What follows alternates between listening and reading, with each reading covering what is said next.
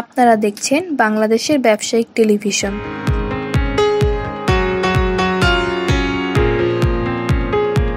স্বাগত BDTV business idea. কিভাবে শুরু করবেন কোনো ব্যবসা? প্রিয় দর্শক, কত টাকা পুঁজি নিয়ে শুরু করা যায় আর কি যোগ্যতা থাকতে হবে এই ব্যবসা করতে হলে, এইসব তথ্য সহ ব্যবসার নানা দিক জানাবো একজন সফল ব্যবসায়ীর কাছ থেকে।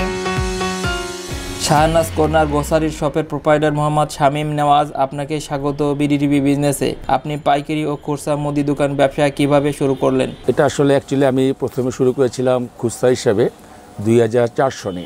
আর আমার অরিজিনাল যে বিজনেসটা ছিল সেটা ছিল আমি আগে বাংলাদেশের বাইরের থেকে পণ্য আনা নেওয়া করতাম, যেটা বাংলাদেশে এসে হোলসেলে বিক্রি করতাম। তো এক পর্যায়ে দেখলাম যে আমি যেটা মার্কেটে দিতাম হোলসেল রেটে, সেটা যদি আমি আমার দোকানে বসে বিক্রি করি তো সেটা আমি একটু প্রফিট মার্জিনটা বেশি পাই। যার দরুন তখন আমার একটা উৎসাহ আসে ভিতরে যে আমি একটা নিজের দোকান করি, পাইকারিও বিক্রি করবো বাইরে এবং নিজের দোকানে সেটা বিক্রি করব।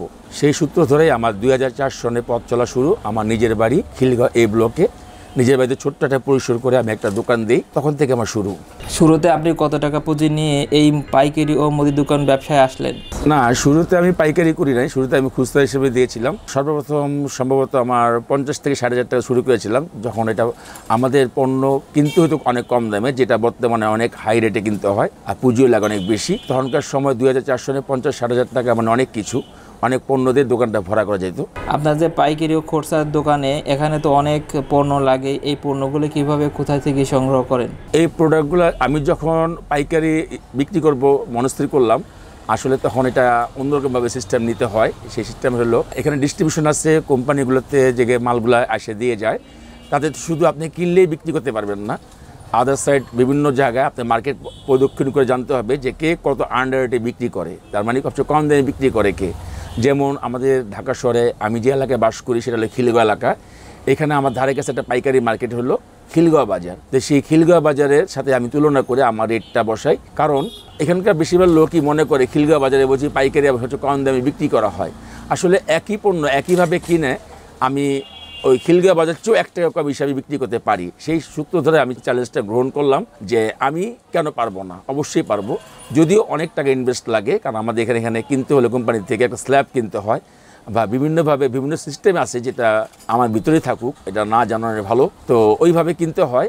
আপনার পাইকারি দোকানটা কেনাটা আর খুচরা দোকানের কেনাটা অনেক পার্থক্য থাকে। যেমন স্ল্যাব কিনতে হয় একটা মানে লাগাতে যে দোকানগুলো আছে খুচরা দোকানগুলো, সেই খুচরা দোকানে আপনি যখন একটা কোম্পানি যায় একটা রেট দেয়, আর আমি যখন তাদেরকে বুঝাই বলি যে আমি এটা পাইকারি বিক্রি করবো, আন্ডার রেটে বিক্রি করবো, that means less than wholesale rate, যেটা খিলগাঁও বাজার করে আন্ডার রেটে বিক্রি করে। যেমন একটা কোম্পানি একটা মাল যখন 10 টাকা ধরে সেটা বিক্রি ধরে 12 টাকা, কিন্তু আমি চেষ্টা করি সেই মালটা কোম্পানির রেটে 10 টাকায় বিক্রি করার জন্য। সেটা একটা ব্যাপার স্যাপার আছে কোম্পানির সাথে আলাপ আলোচনা প্রসঙ্গে, এবং একটা কোয়ান্টিটির ব্যাপার আছে যেটা আমি ক্রয় করতে সক্ষম হই এবং আমি চেষ্টা করি। আর সেই চেষ্টা যখন আমি সফল হই তখন আমি করতে পারবো এই রেটটা বিক্রি করতে। দ্যাট মিনস অন্যান্য খুচরা দোকানে যে টিপি রেটটা আছে, যেটাকে বলে ট্রেড প্রাইস, সেই প্রাইসটা আমি বিক্রি করি। আর অন্য দোকানগুলো সেটা এইভাবে কিনে, যে রেটটা অন্য দোকানদারগুলো কিনে আমি সেই রেটে বিক্রি করি, তখন কাস্টমার আমার প্রতি একটা আস্থা অর্জন করে যে এখানে কম দামে পাওয়া যায়। আসলে কম দামে পাওয়া যায়, সে চেষ্টা করলে করা যায়। লোভটাকে সংবরণ করতে হবে। আমাদের এখানে কিছু কোম্পানি আছে একদম খুব কম প্রফিট দেয়, আবার কিছু কোম্পানিকে অনেক প্রফিট দেয়। সেই কম আর বেশিটাকে এভারেজ করে আমাকে সেটা রেটটা বসাতে হয়, যাতে আমি যেটা বললাম যে রেলগেট বাজার যেখানে আন্ডার রেট করে, আমি সেটাকে ধরার চেষ্টা করি, অথবা তার থেকে 1 টাকা কমে চেষ্টা করি। 1 টাকা কম না হলেও তাদের সমান বিক্রি করি। তখন মানুষ মনে করে যে এখান থেকে 1 কিলোমিটার দূরে আমি রেলগেট যাব বা চকবাজার যাব, তা আমি তো এখানে আমার পাশে এই রেটেই পাচ্ছি, তো আমি কেন যাব এখানে। এবং আরেকটা জিনিস মেনটেন্স করতে হয়, সেটা হলো কোয়ালিটি মেনটেন্স করতে হয়। কোয়ালিটি যে মেনটেন্স করতে পারবে সে অবশ্যই ব্যবসা করতে পারবে। ব্যবসা কিন্তু অনেক বড় জিনিস, কারণ ব্যবসা সেই করে যে উত্তম ব্যক্তি। সবচেয়ে বড় কথা হলো যে আপনি যখন কোয়ালিটি মেনটেন করবেন তখন আপনি কাস্টমার এমনিই পাবেন, আস্তে আস্তে পাবেন। আপনি প্রতিদিন 10 জনের কাছে না বেচে 100 জনের কাছে বিক্রি করেন, 10 টাকার জায়গায় 100 টাকা আসবে, যদি আপনি কোয়ালিটি মেনটেন করেন এবং প্রাইসটা লোয়েস্ট দেন। প্রাইসটা লোয়েস্টটা আপনাকে করতে হবে। কিভাবে? আপনি কেনার উপরে আপনাকে আন্ডার রেটে মাল কিনতে হবে, ডাইরেক্ট কিনলেই হবে না। অনেক ডিস্ট্রিবিউশনের এসআর আছে, অনেক রকম চালাকি করে, সেই চালাকিটা আপনাকে ধরতে হবে, সেইভাবে আপনাকে পারচেস করতে হবে। হয়তো অনেকেই জিনিসটা আমার কথা শুনবে বা দেখবে বা মনে করবে যে ভাই এটা কী বললো, আসলে এটা কী বললো না, it is another kind of technique to do business. পাইকারি ও খুচরা মুদির দোকান দিতে কি লাইসেন্সের দরকার আছে? অবশ্যই লাইসেন্স দরকার আছে, আপনার অবশ্যই একটা ট্রেড লাইসেন্স দরকার আছে। ট্রেড লাইসেন্সটা করতে হবে, যেটা আমি শুরু থেকেই আমি ব্যবসা শুরু করেছি 2004 সাল থেকে, সেটা 2004 সাল থেকে আমি লাইসেন্সটা আপডেট করে রেখেছি 2023 সাল পর্যন্ত, যেটাতে আমি কখনো কার্পণ্য বোধ করিনি। কারণ এই ব্যবসা যখন আপনি করবেন তখন আপনার একটা উত্তম একটা চিন্তা ভাবনা রাখতে হবে যে আমি একটা এই দোকানের নামে বা এই ট্রেড লাইসেন্স নামে আমি একটা ব্যাংক অ্যাকাউন্ট খুলবো, যে ব্যাংক অ্যাকাউন্টে আমি একটা ট্রেডিং করবো, ব্যাংক ট্রানজাকশন করব, যেটা আমার জন্য শুধু ভবিষ্যতে ফল বয়ে আনবে, যেটা আমি পেয়েছি একটা ব্যাংক থেকে, যেটা আমি বেচাকেনা করি, অন্য আদার সাথে যে পয়সা করে আসে সেটা আমি ব্যাংক ডিলিংসের মাধ্যমে এই ব্যবসাটা পরিচালনা করছি। যে ব্যাংক ডিলিংসটা আমাকে সুদূর ভবিষ্যতে অনেক ভালো কিছু দিছে, এবং আমি যাদের উদ্দেশ্যে বলতেছি তাদেরকেও বলতেছি যে একটা এই দোকানের প্রতিষ্ঠান নামে আপনারা অবশ্যই একটা ব্যাংক অ্যাকাউন্ট খুলবেন। সেই ব্যাংক অ্যাকাউন্টে মানে আপনার চলতি হিসাব যেটা বলে মানে বিজনেস অ্যাকাউন্ট, ওইখানে আপনি ট্রানজেকশন করবেন প্রতিদিন, যেটা 1000 হোক, 5000 হোক, 1 লাখ হোক, 10 লাখ হোক, আপনাকে ট্রানজেকশন করবেন। সেই ট্রানজেকশনটা কিন্তু আপনাকে একসময় একটা সুফল বয়ে আনবে। আপনার ব্যবসা প্রসারের ক্ষেত্রে আপনাকে টাকা কিন্তু আত্মীয় স্বজন ভাই বোন অনেকেই কিন্তু আপনার নাই বা আছে বা দিবে না বা পাবেন না, আপনার জন্য ব্যাংক বসে আছে। আপনার অনেক কিছু দরকার নাই, কিন্তু যদি আপনি ভালোভাবে জানেন যে ব্যাংক লোন নেওয়ার জন্য কী দরকার সেটা যে আপনি জানেন, তো আপনি অবশ্যই ব্যাংক লোন পাবেন এবং আপনার যোগ্যতা পাবেন। সেই যোগ্যতা কি? Bank dealings. আপনি একটা ব্যাংক ডিলিংস রাখবেন, এটা অনেক বড় একটা ব্যাপার, যেটা আমি করেছিলাম শুরু থেকে, আর ব্যাংক আমাকে সেই সুযোগটা দিয়েছে, যার জন্য আজকে আমি অ্যাপ্রক্সিমেট আমি আমার পাইকারি দোকানে প্রায় 1 করোড় আমার ইনভেস্ট হয়ে গেছে। আপনার এই পাইকারি ও খুচরা ব্যবসায় ঝুঁকি কি? আসলে আমাদের বাংলাদেশে ব্র্যান্ড যে কোম্পানিগুলো আছে সেগুলো মালের ব্যাপারে কোনো ঝুঁকি নাই, কারণ তারা রিপ্লেসমেন্ট দেয়। আপনাকে বুঝতে হবে আগে কোয়ালিটি, আপনি কোন পণ্যটা রাখবেন, কোন পণ্যটা রাখবেন না। অনেক আনকমন কোম্পানি আছে, হঠাৎ আপনার কাছে আসবে, ভিড়বে, লাভ দেখাবে, আপনি লাভের দিকে চিন্তা করবেন না, আপনি চিন্তা করবেন কোয়ালিটি।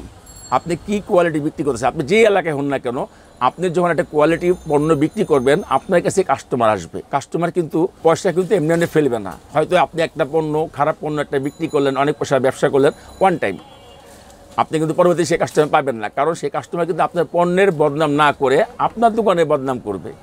খেয়াল করবেন, আপনার দোকানের পণ্য কিন্তু আপনি তৈরি করেন না, আপনি একটা কোম্পানি থেকে নেন।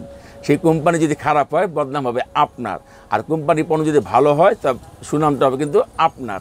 এই দিকটা আপনার মাথা রাখতে হবে। সুতরাং আপনি যখন পারচেস করবেন অবশ্যই খেয়াল করবেন আপনার পণ্যটার ব্র্যান্ডটা এবং কোয়ালিটি, গুণাগুণটা, লাভের দিকে খেয়াল করবেন না। বাংলাদেশে অনেক তরুণ উদ্যোক্তা আছে, তারা যদি আপনার মতো একটা পাইকারি ও খুচরা ব্যবসা করতে চায় তাহলে ডেকোরেশন সহ কত টাকা লাগবে, তাদেরকে কি পরামর্শ দিবেন? পাইকারি দোকান করতে গেলে যে ডেকোরেশনটা আসলে সেটা হলো সুপার শপে মানায়, আমাদের এখানে সুপার ডেকোরেশন এভাবে মানায় না, কারণ আমি আমার শখের বসে এভাবে যতটুকু করছি আমি এইভাবে করছি। কিন্তু পাইকারি দোকান খুব একটা ডেকোরেশন লাগে না, কারণ এটা অনেক জায়গা লাগে এই পণ্যগুলো রাখার জন্য, সুস্থভাবে ভালোভাবে পণ্য যেন নষ্ট না হয় সেই জন্য রাখার জন্য গোডাউন লাগে। সেই আল্লাহর রহমতে আল্লাহ আমাকে দিয়েছে, সেই গোডাউনটা আমার আছে, আমার ব্যক্তিগতভাবে আছে, আমার জায়গা আছে পণ্যগুলো রাখার জন্য, যেটা আমি রাখতে পারি। কিন্তু আদারওয়াইজ যদি কেউ যদি না থাকে তো তাকে অবশ্যই চিন্তা ভাবনা করতে হবে যে এই পণ্য কিন্তু রাখার একটা ব্যবস্থা করতে হবে, যাতে নষ্ট না হয়, ইঁদুরে না খায়, তেলা বাগা না খায়, কোনো ইনস্টিংক্ট নষ্ট না করে। সেদিকে খেয়াল রাখলে একটা বড় একটা গোডাউন নেবে, দোকান ফ্যাক্টর না। আপনার যে কী পণ্য আছে সেটা শুধু আপনি শো করতে পারলে হবে, এবং আপনি কী রেটে বিক্রি করছেন, আপনি কত কম দামে বিক্রি করতে পারবেন। আমার বাংলাদেশি মানুষেরা শুধু দেখে কোথায় কম দামে বিক্রি করে এমন একটা ভালো পণ্য, তাহলে আপনি সাকসেস হবেন। যদি শুরুতেই যদি বলতে চান যে আপনি হোলসেল করবেন, তো আসলে আমি আমার সাইড দিয়ে বলবো যে বিসমিল্লাহ করে শুরু করেন, মিনিমাম 50 or 60 লাখ টাকা দিয়ে, পাইকারি এবং খুচরা। কারণ এই টাকাটা লাগে স্ল্যাব কিনতে হয়, আপনাকে 1 ডজন 2 ডজন মাল কিনলে হবে না। আপনাকে অনেক কিছু আছে, যে আপনি আমাদের দেশে কিছু পণ্য আছে 1 dozen 1 rate, 2 dozen 1 rate, 3 dozen 1 rate, 5 dozen 1 rate. আপনি আবার বললেন যে আপনি পুরো মালটা আমি কিনবো, আমাকে একটা ছাড়টা দেন। এইভাবে অনেক কিছু টেকনিক আছে, এটা যারা আসলে হোলসেল করে তারা জানে। এবং অনেক সময় আছে কিছু পণ্য আছে যে সামনে রেট বাড়বে, আপনি রেটটা কিনে লাগবে। স্টকিস্ট বলতে এটা বোঝায় না। আসলে একটা জিনিস অনেস্টটা যদি আপনি ভিতরে রাখেন যে আগামীকাল একটা মালের দাম বাড়বে, আপনি সেই মালটা হিউজ পরিমাণে কিনে রাখলেন। কেন কিনে রাখলেন? দাম বাড়বে, বেশি দামে বিক্রি করবেন সেটা না, বেশি দাম বেড়ে গেল, আপনি সেই পণ্যটা আগের দামে বিক্রি করলেন, আপনার একটা বিশাল একটা গুড হয়ে গেল। এটা কিন্তু অনেক বড় একটা টেকনিক। আর আমার আসলে সুন্নাহ যে এটা পালন করবে, যেটা মানবে, দাম বেড়েছে কিন্তু আপনার কাছে আগের রেটের স্টক আছে, আপনি সেই আগের রেটের মালটা আগের রেটে বিক্রি করলেন, বর্তমান বাড়তি রেটে বিক্রি করলেন না, ইউ উইল বি সাকসেস ইনশাআল্লাহ। এই ব্যবসা শুধু পণ্য নিয়ে বসতে তো হইল না। আমি 50 লক্ষ টাকা মাল নিয়ে পণ্য বিক্রি করলাম, পণ্য নিয়ে বসলাম, তাতে কি হয়ে গেল? এত সহজ? একটা সেলসম্যান হওয়া প্রথমে অবশ্যই জরুরি। একটা সেলসম্যানের কাজ হলো একটা কাস্টমারকে, আমি যেটা একটা থিওরি বিশেষ করি, যেমন রিসিভিং, অ্যাপ্রোচিং, কনভারসেশন, এই একটা থিওরি আছে ব্যবসাতে।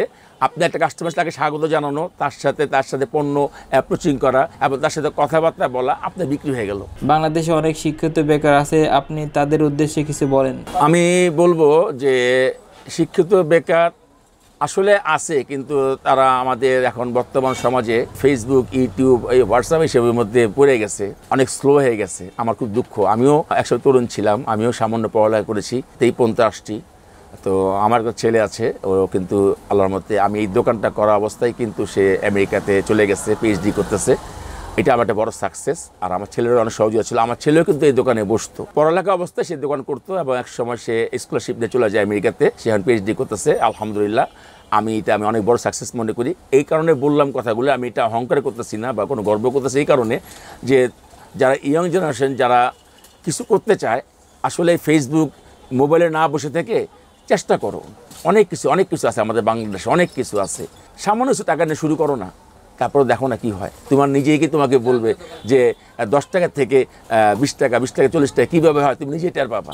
এটা তোমাকে আর চিন্তা ভাবনা করতে হবে না। আসো নামা পড়ো, ওই টেলিফোনে না থেকে, ফেসবুকে না থেকে, হোয়াটসঅ্যাপে না থেকে, ইউটিউবে না থেকে তুমি নিজেই একটা ইউটিউব, ফেসবুক হয়ে যাও না, তোমাকেই দেখবে। তুমি কি দেখবা, সেটা তোমার সুযোগ আছে। আর সবচেয়ে বড় কথা লাগে, আগে তোমাকে একটা ভালোভাবে পড়াশোনা করতে, আগে পড়াশোনা করো। যদি সুযোগ থাকে মাঝখানে, পড়াশোনার মাঝখানে, তবে তুমি ব্যবসাটা করো। ব্যবসা উত্তম বিক্রি করে এবং ব্যবসাতে অনেক বরকত আছে, এবং সেটাতে অবশ্যই তোমাকে অনেস্ট থাকতে হবে। আমি মনে করি ব্যবসার ভিতরে অনেস্ট থাকতে হবে, আর কিছু না। বাংলাদেশ থেকে অনেক লোক বিদেশে যায়, কেউ সফল হয়, কেউ বা ক্ষতিগ্রস্ত হয়। সফল প্রবাসীদের উদ্দেশ্যে কিছু বলেন। সফল প্রবাসী তাদেরকে বলবো যারা আমার দেশের জন্য রেমিডেন্স পাঠায়। আর যারা রেমিডেন্স পাঠায় না, আমি তাদেরকে সফলতা বলবো না, কারণ তারা এই দেশে খেয়ে না খেয়ে আমাদের দেশ তাকে পালন করছে, অথচ সে চলে যায় অন্য দেশে, বলে সেটেল হওয়ার জন্য। আচ্ছা, আমার 30 লক্ষ শহীদ, 2 লক্ষ মা বোন কি আমাদেরকে সেটেল করে দেননি যে আমরা অন্য দেশে সেটেল হবো? বলেন তো এই কথাটা কি কথাবার্তা? আমি 20 কোটি মানুষের কাছে আজকে আপনার চ্যানেলের মাধ্যমে জানাচ্ছি, সেটেল মানে কি বোঝাচ্ছে? আমার দেশে 30 লক্ষ শহীদ হয়েছে, 30 লক্ষ শহীদ হয়েছে আমার দেশের জন্য, 2 লক্ষ মা বোন ইজ্জত নষ্ট করছে এই দেশকে আমাকে সেটেল করার জন্য। তা আমি কোথায় সেটেল হবো? তো যারা প্রবাসে যায়, ঠিক আছে, যাবে, আর্ন করবে, পড়ালেখা করবে, অনেক কিছু করবে, কিন্তু সেটা আমাদের দেশে টাকা পাঠায়, রেমিডেন্স পাঠায়, আমাদের সমৃদ্ধ করবে, কিন্তু তারা অন্যভাবে অনেক কিছু করে। এটা আমার আসলে এইটাতে আমি সাই দিই না। যদি যাও টাকা কামায় আমার বাংলাদেশকে দাও, আমার বাংলাদেশে আসো, বাংলাদেশকে সমৃদ্ধ করো, তাহলে তুমি সাকসেস হবা। এটাই আমি বলতেছি বারবার, এটাই হলো অনেস্টি, এটাই সততা। দেশপ্রেম যার ভিতরে আছে, সে অবশ্যই ওই দেশে বসে সে মাল্টি মিলিয়নার হবে, এটা আমি 100% গ্যারান্টি দিয়ে বলতে পারি। এই পাইকারি ও খুচরা মুদি দোকান থেকে শতকরা কত % লাভ থাকে? আমার একটা বড় সহযোগী আছে, আমার স্ত্রী, আমার ওয়াইফ। আমি মনে করি আমার অনেক বড় একটা সহযোগী। আমার দোকানটা ঝাড়ু পর্যন্ত সে দেয়, মালপত্র মোছামুছি করে, এমন একটা সহযোগী পাওয়া আসলে অনেক বড় ব্যাপার। আছে আমার 2 জন স্টাফ আছেন, আর আমিও কম না। আমার দোকানটা আমি নিজেই ঝাড়ু দিই, আমার স্টাফকে ঝাড়ু দিতে দেই না, কারণ এই দোকানের সম্মানটা অনেক বড় জিনিস। আমি সবাইকেই বলি, ব্যবসা প্রতিষ্ঠানকে সম্মান করো, নিজে সম্মানিত হবা, দেশে সম্মানিত হবে, সব কিছু হবে।